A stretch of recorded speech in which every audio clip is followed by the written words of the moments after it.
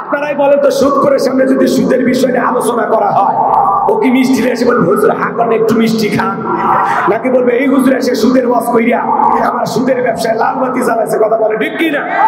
যারা ঘুষ খায়, দুর্নীতি করে, হারাম খায়, ভুড়ি বানাচ্ছে, 26 মাসের গর্ভবতী, ওদের সামনে ঘুষের আলোচনা করে খুশি না বেজা? যারা বেনামাজি নামাজ পড়ে আসার খাইয়া পইরা আল্লাহ সিজদা দেয় না, ওদের সামনে নামাজের ওয়াজ করলে খুশি না বেজা? যে সমস্ত মা বোনেরা বোরকা পরে না, পর্দা করে না, বুকে ওড়না পর্যন্ত নেয় না, জিন্সের প্যান্ট গেঞ্জি পরে রাস্তা দিয়ে হাইটা যায়, পিছন দিক দিয়ে টাকার মনে দূরে সুগারি গাছ দাঁড়িয়ে আছে, এরকম বেহায়া ব্যাপারটা নারীর সামনে পর্দার আলোচনা করলে খুশি না বেজা? এক কথাই ওয়াজ যদি কারো বিপক্ষে চলে যায়, কিয়ামত পর্যন্ত সে পর্দার উপরে খুশি হবে না। কথা বলে ঠিক কিনা? এই জন্য পরিষ্কার ভাবে একটি কথা বলে দিতে চাই, আজকের আলোচনা মাহফিল কমিটির মতো হবে না, বক্তার মতো হবে না, শ্রোতাদের মতো হবে না। আল্লাহর কোরআন যা বলবে গোলাম রাব্বানি তাই বলবে। এতে কে খুশি কে বেজার ওইটা দেখার টাইম নাই। কথা বলেন ঠিক কিনা? যুগে যুগে নবী রাসূলের দাওয়াতি কাজ করেছেন, তাদের দাওয়াতি কাজে কাফের বেঈমানরা বাধার প্রাচীর তৈরি করে দিয়েছিলেন। এরপরে আল্লাহর পয়গম্বররা শত বাধার প্রাচীরকে ভেঙে আল্লাহর জমিনে আল্লাহর পথে মানুষকে দাওয়াত দিয়েছেন। কথা বলেন ঠিক কিনা? আপনার আমার প্রিয় নবী কালেমার দাওয়াতি দিকে, কোরআনের প্রচার করতে গিয়ে মার গেছেন, রক্ত দিয়েছেন, দান্দার মোবারক শহীদ হয়ে গেছেন, লোহার টুপি মাথার পিঠে ঢুকে গেছেন, সাহাবায়ে কেরাম দ্বীনকে প্রতিষ্ঠিত করতে গিয়ে মার গেছেন, রক্ত দিয়েছেন, জীবন দিয়েছেন। ও বাংলার মুসলমান, 1971 সালে এদেশের মাটির জন্য, এদেশের স্বাধীনতার জন্য আপনার আমার পূর্বপুরুষেরা যদি রক্ত দিতে পারেন, জীবন দিতে পারেন, প্রয়োজন যদি হয় আল্লাহর জমিনে আল্লাহর দ্বীনকে প্রতিষ্ঠিত করতে গিয়ে, কোরআনের সমাজ কায়েম করতে গিয়ে নবীদের মতো, সাহাবায়ে কেরামদের মতো বুকের তাজা রক্ত দিতে হয়, কারা কারা দিতে রাজি? দুই হাত তুলে আল্লাহকে রাখা। লিল্লাহি তাকবীর। টান করে তোলেন, সোজা করেন, হাত সোজা করেন। ওই যে মাঝে মাঝে হাত ব্যাকা করে তুলেছেন, দুই হাত সোজা করার শক্তি নাই। আপনি পুরুষ মানুষ, দুধ, ডিম, ভিটামিন, ক্যালসিয়াম মাঝে মাঝে কিনে খাবেন, একেবারে দুর্বল হলে চলতে পারবেন না। হাত সোজা করেন, একটা তাকবীর দেন, লিল্লাহি তাকবীর। আসসালামু আলাইকুম ওয়া রাহমাতুল্লাহি ওয়া বারাকাতুহু। إن الحمد لله لكم الذي خلق الإنسان وكرمه وعلمه من البيان ما لم يعلم فسبحان الذي لا يحصى امتنانه باللسان ولا بالقلم نشهد أن لا إله إلا الله وحده لا شريك له ونشهد أن سيدنا وسندنا وحبيبنا ومولانا محمدا عبده ورسوله الذي أرسله بالحق بشيرا ونذيرا وداعيا إلى الله بإذنه وسراجا وقمرا منيرا فقد قال الله تعالى في كلامه المجيد وفي فرقانه الحميد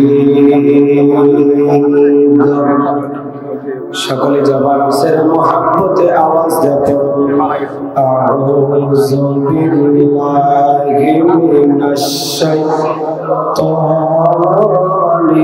রাজীম। বিসমিল্লাহির রাহমানির রাহিম।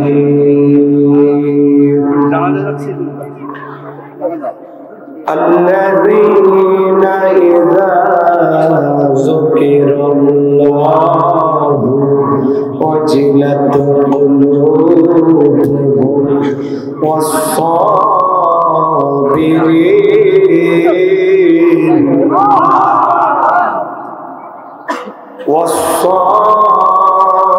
والصابرين على ما أصابهم والمقيم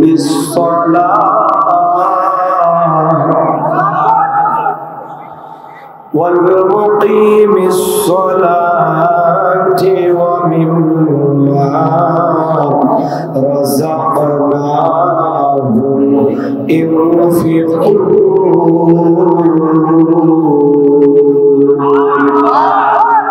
صدقت يا رب العالمين. وعن أبي هريرة رضي الله تعالى عنه قال قال رسول الله صلى الله عليه وسلم الدنيا سجن المؤمن وجنة الكافر رواه مسلم. وقال تعالى في شأن حبيبي إن الله وملائكته يصلون على النبي يا أيها الذين آمنوا صلوا عليه وسلموا تسليما. সকলে দরুদ ইব্রাহিম اللهم صل على محمد وعلى آل محمد كما صليت على إبراهيم وعلى آل إبراهيم إنك حميد مجيد. اللهم بارك على محمد وعلى آل محمد كما باركت على إبراهيم وعلى آل إبراهيم إنك حميد مجيد. শুধু ঘোষার অবিচার অন্যায় আর ব্যভিচার নারী ধর্ষণ মানুষ খুনে কাঁদছে বাংলার জমিন। বিদায় হতে চলেছেন নবীজির রক্তে মাখা দিন। সিডি আর টেলিভিশন ইন্টারনেট আর মোবাইল ফোন কেড়ে নিল মানুষের মন। খোদার কালাম লাঞ্ছিত হয়ে কাঁদছে রাতে দিন।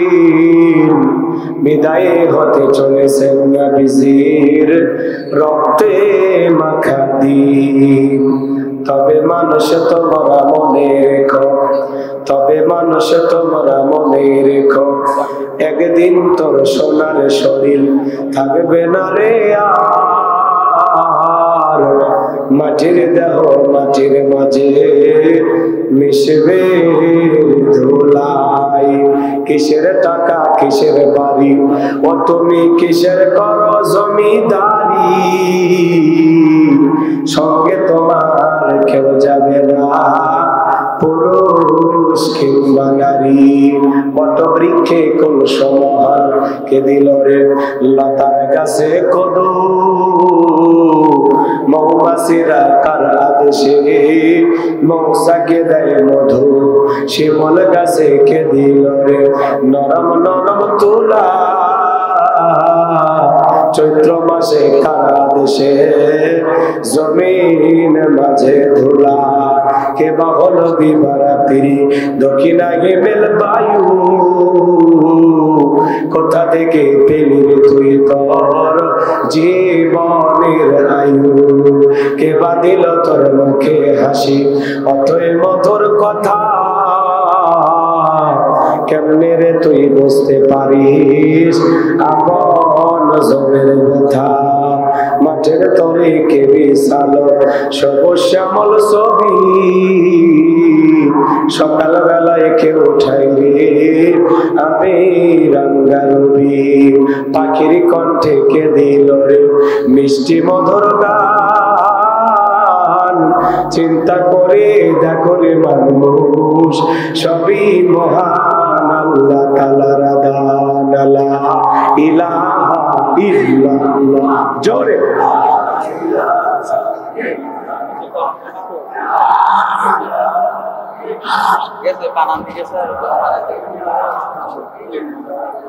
জোরে লা ইলাহা ইল্লাল্লাহ জোরে।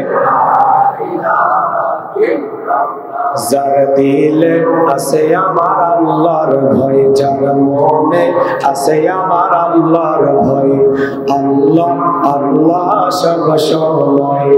আর নিদেরা ভালো লাগে না এই আর ভালো লাগে না, ভালো লাগে শুধু ইল্লাল্লাহ, লা ইলাহা ইল্লাল্লাহ। জোরে জোরে লা ইলাহা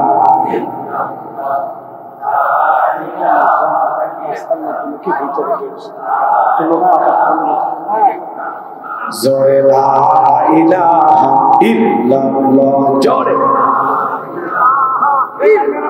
যারা রাস্তায় আছেন ভাই একটু ভেতরে বসেন। লা ইলাহা ইল্লাল্লাহ, লা ইলাহা ইল্লাল্লাহু মুহাম্মাদুর রাসূলুল্লাহ। জবান से এক বাক্যে পড়ছি সাল্লাল্লাহু আলাইহি ওয়াসাল্লাম। বাংলাদেশের ঐতিহ্যবাহী যশোর জেলার জিগরগাছার থানার অন্তর্গত হাজী আব্দুল মালিক সরদার হাফিজে মাদ্রাসা ও এতিমখানার উদ্যোগে আজকের ওয়াজ মাহফিলের সম্মানিত সুযোগ্য অনারেবল প্রেসিডেন্ট, জাতির শ্রেষ্ঠ সন্তান, বীর মুক্তিযোদ্ধা আলহাজ ডাক্তার আফম খলিলুর রহমান সাহেব, আল্লাহ পাক তার গোলামকে হায়াতে তৈয়বা সিয়াতে করিয়ে দান করুন, সকলে বলুন আমিন। আজকের প্রোগ্রামের প্রধান অতিথি বিশিষ্ট রাজনীতিবিদ, সমাজসেবক, সম্মানিত উপজেলা পরিষদের চেয়ারম্যান জনাব মোহাম্মদ মনিরুল ইসলাম সাহেব, আল্লাহ পাক তার গোলামকে হায়াতে তৈয়বা সিয়াতে করিয়ে দান করুন, সকলে বলুন আমিন। আজকের প্রোগ্রামের অন্যান্য অতিথিবৃন্দ আলোচনা রেখে ধন্য করেছেন বিশিষ্ট ইসলামী চিন্তাবিদ, মুফাসসির কোরআন, শ্রদ্ধাভাজন বড় ভাই হাফেজ মাওলানা মোহাম্মদ নুরুল ইসলাম আজাদি সাহেব। আল্লাহ পাক তার গোলামের কণ্ঠ দ্বীনের জন্য, ইসলামের জন্য, কোরআনের ময়দানের জন্য কবুল করুন, সকলে বলুন আমিন।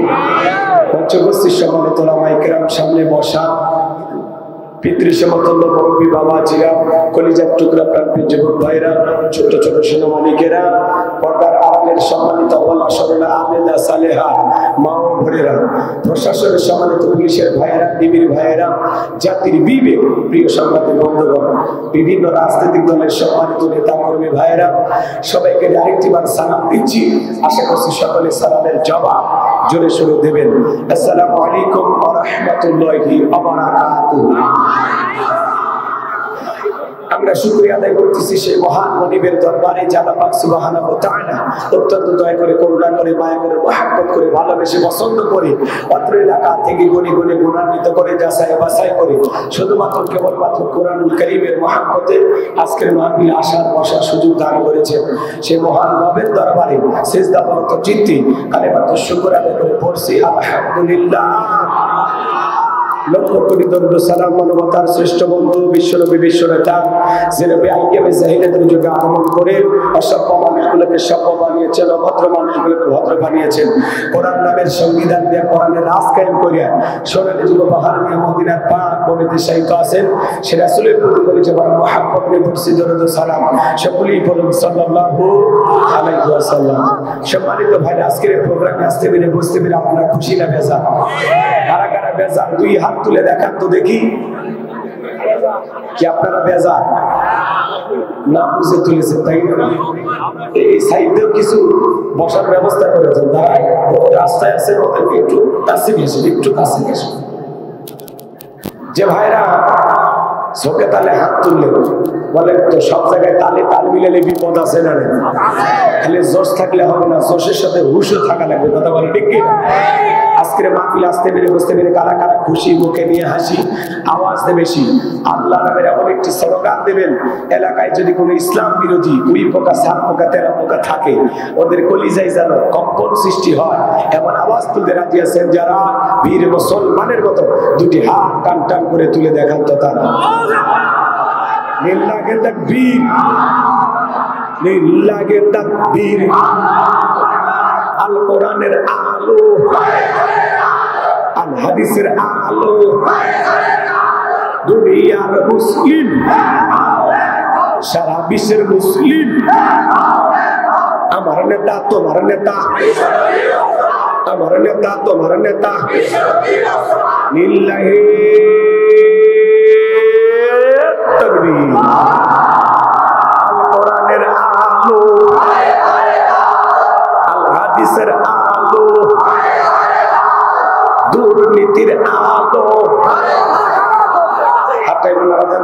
মাশাআল্লাহ মারহাবা। আস্তে কারো নাকে যেন না লাগে, হাত নামান। অনেকে চোখে তাহলে বলে ফেলেছে দুর্নীতির আলো ঘরে ঘরে যাবে। বাংলাদেশে দুর্নীতি দমন কমিশন আছে না নাই? এরপরে দুর্নীতি কমেছে নাকি ডিজিটাল কাজে বেড়ে চলেছে? দিন যত বাড়াচ্ছে দুর্নীতির পাল্লা তত ভারী হচ্ছে, কথা বলেন ঠিক না? আমরা চাই আমাদের প্রিয় মাতৃভূমি বাংলাদেশ দুর্নীতি মুক্ত আল্লাহ কবুল করেছিলেন, আমিন।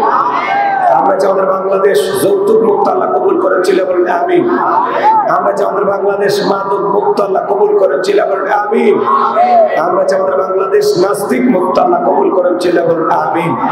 সম্মানিত ভাইরা, আমার ভূমিকা লম্বা কথা নয়, সরাসরি মূল আলোচনায় প্রবেশ করতে চাই। তারপরে দুইটি কথা না বললেই নয়। আমরা যত জায়গায় অনেক কথা বলতে যাই, বলে হুজুর সাবধানে আলোচনা করবেন, ভুলে যাবেন না এলাকা কার। ওদের কথার সাইজ শুনে মনে হয় এলাকা ওদের বাবা। আছে না নাই? আওয়াজ দিলে পুরুষের মতো দেবেন, আমি করবো ওয়াজ, আপনারা দেবেন আওয়াজ, জবাব দেবেন ঠিক ঠিক, আলোচনা হবে কমপ্লিট। শ্রদ্ধাদের স্পিরিটে বারে বক্তার হিট, আলোচনা হবে জায়গা মতো ফিট।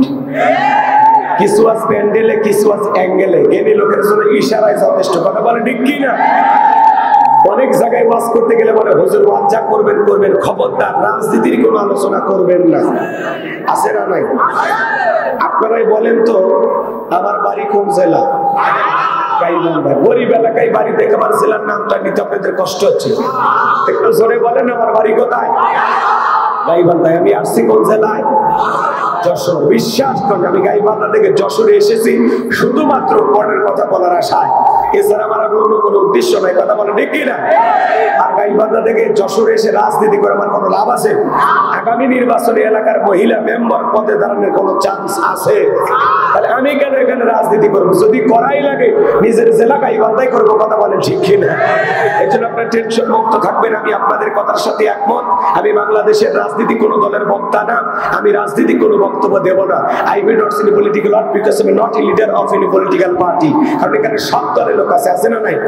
এখানে বসেছেন আওয়ামী লীগ, বিএনপি, জাতীয় পার্টি, ইসলাম, জাসদ, মাসদ, চরমানে, হাসিদ, জানবেগি, ফুরফুরা, হাফেজের ওলামা, নিজামাত, তাবলীগ, পাবলিক, ওলামা লীগ, কোন ফোরাম, সুসমাজ, বিকল্পধারা, এলজিবিপি, ডেমোক্রেটিক শক্তি, বিপিএল সোসাইটি, 4 দল, 14 দল, 18, 19 দল, 20 দল, ইসলাম, বিএনপি, বাংলাদেশ কংগ্রেস যে পর্যন্তই থাক।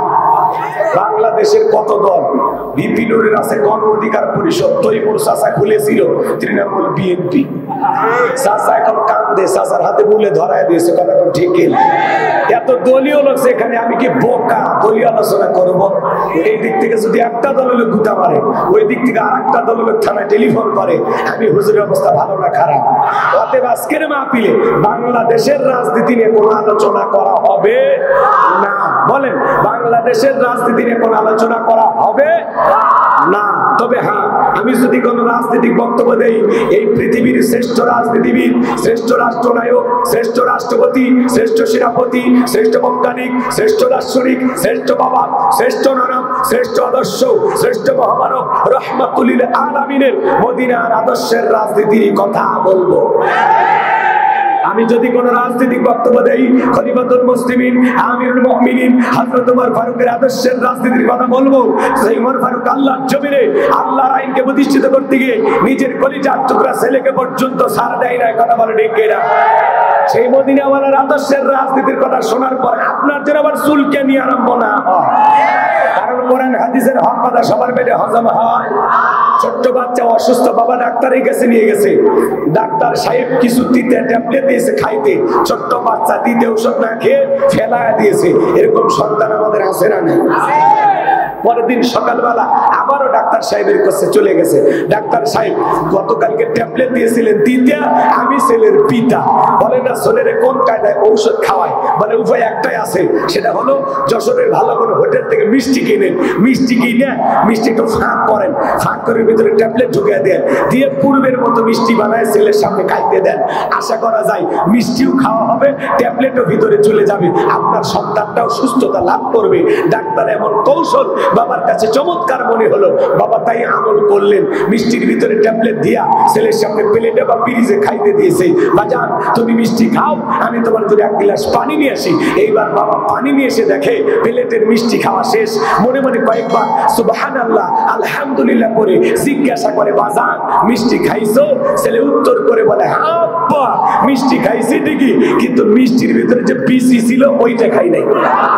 সমাজের বাস্তবতা তাই বলে, হুজুর ওয়াজ করেন কোনো সমস্যা নাই।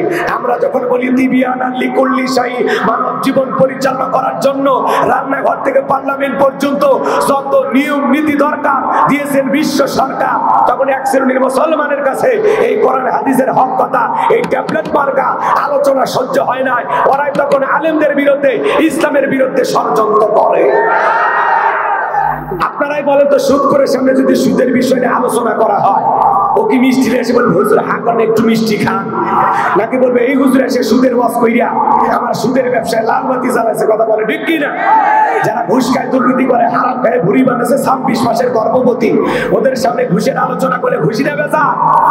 যারা বেনামাজি নামাজ পড়ে আসার খাইয়া পইরা আল্লাহ সিজদা দেয় না, ওদের সামনে নামাজের ওয়াজ করলে খুশি না বেজা? যে সমস্ত মা বোনেরা বোরকা পরে না, পর্দা করে না, বুকে ওড়না পর্যন্ত নেয় না, জিন্সের প্যান্ট গেঞ্জি পরে রাস্তাতে হাইটা যায়, পিছন দিক দিয়ে টাকার মনে দূরে সুপারি গাছ দাঁড়িয়ে আছে, এরকম বেহায়া ব্যাপারটা নারীর সামনে পর্দার আলোচনা করলে খুশি না বেজা? এক কথায় ওয়াজ যদি কারো বিপক্ষে চলে যায়, কিয়ামত পর্যন্ত সে পর্দার উপরে খুশি হবে না। কথা বলে ঠিক কিনা? এই জন্য পরিষ্কার ভাবে একটি কথা বলে দিতে চাই, আজকের আলোচনা মাহফিল কমিটির মতো হবে না, বক্তার মতো হবে না, শ্রোতাদের মতো হবে না। আল্লাহর কোরআন যা বলবে গোলাম রাব্বানি তাই বলবে। এতে কে খুশি কে বেজার ওইটা দেখার টাইম নাই। কথা বলেন ঠিক কিনা?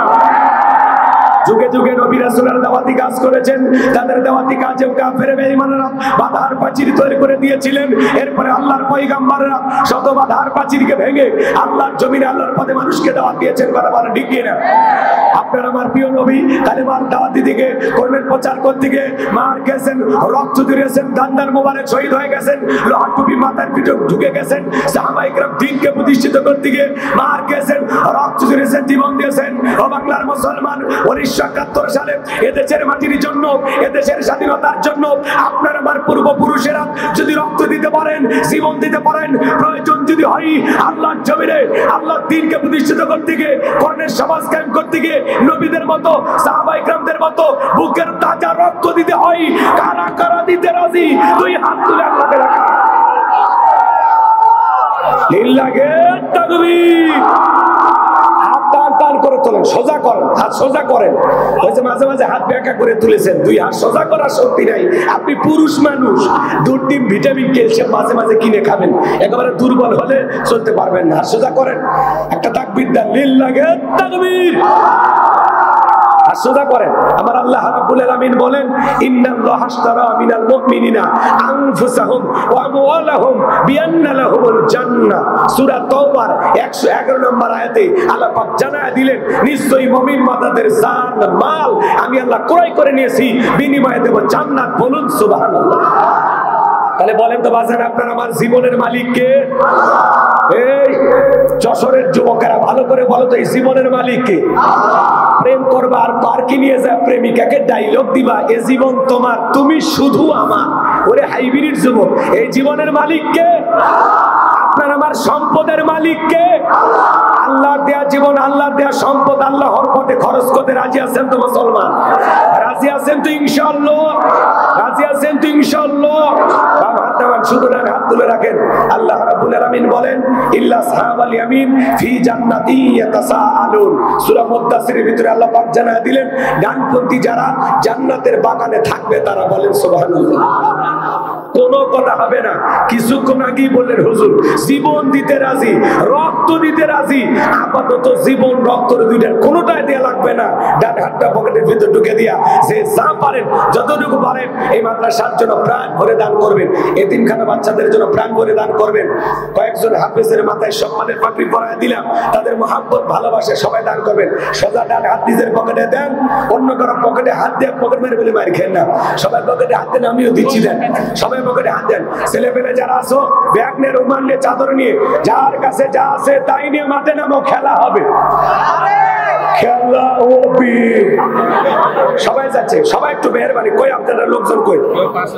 সবাই পকেটে হাত দেন, সবাই পকেটে হাত দেন। আল্লাহ সবাইকে দেওয়ার তৌফিক দান করুন। জোরে বলেন আমিন।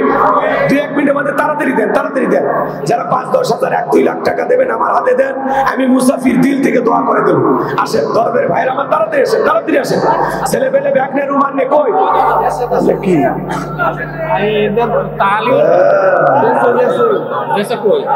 এগুলো স্বেচ্ছাসেবক কই আপনাদের? তাড়াতাড়ি ভিতরে পাঠাতে, মহিলা পেটের লোক পাঠায় দেন। আমার মা বোন যারা বসেছেন, মা আপনারা প্রাণ ভরে দান করবেন এই মাদ্রাসার জন্য। আমি জানি যশোরের মা বোনদের দিল খুবই নরম, তারা অনেক ভালো। আল্লাহ মা বোনদেরকে বেশি করে দান করা তৌফিক দান করুন। জোরে বলেন আমিন। সবাই একটু প্রাণ করে দেন, সবাই পকেটে হাত দেন, আল্লাহর হস্তে দান করেন। সবাই একটু প্রাণ করে দান করেন, সবাই পকেটে হাত দিয়ে 10, 20, 50, 200, 100, 500, 2000, 5000, 10,000, 1 লাখ, 2 লাখ, 5, 6 লাখ যা পারেন দেন। আল্লাহর হস্তে পকেটে হাত দিয়ে প্রাণ ভরে টাকা বের করে দেন। খবরদার কেউ যেন বিড়ি ম্যাচ দিন না। 2014 সালে বাস করতে গেছিলাম রংপুর তারাগঞ্জ, ওই জায়গায় কালেকশন চলতেছিল। 2 প্যাকেট বিড়ি দিয়ে লেগে দিয়েছে 1 প্যাকেট মাহফিল কমিটির, আর 1 প্যাকেট বক্তা। কত বড় শয়তান ছিল। জামতলা 1000 টাকা দিয়ে তার স্ত্রী মারা গেছে। আব্দুল হাই জামতলা বাড়ি, স্ত্রী মারা গেছে, দোয়া চেয়েছেন, নগদ 1000 টাকা জোরে বলেন মারহাবা। আল্লাহ তাআলা তার প্রিয়তম স্ত্রী কবরকে জান্নাতের বাগান বানায় দেন, দুনিয়া আখিরাতে ইজ্জত সম্মান বানায় দেন। জোরে বলেন আমিন।